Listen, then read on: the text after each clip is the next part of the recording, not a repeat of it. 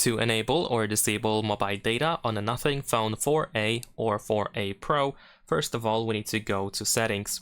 Now, over here in Settings, you want to proceed to Network and Internet. Then you want to choose SIMs. And then you want to go into the settings of your SIM. So you want to tap on your SIM in here, and you should be able to find mobile data, which can be enabled or disabled. Keep in mind that if you have two physical SIMs active, or two SIMs active in general, then you can of course go to the second SIM, and here you can also toggle the access to mobile data.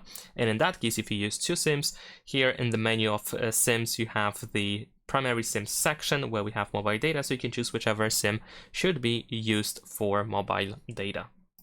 Not only that, if you go to the control center or quick settings, you should also be able to find the mobile data button, which has these two arrows, so you can tap over here in order to, for example, completely turn off mobile data in here or turn it back on, and also you can choose the SIM as well.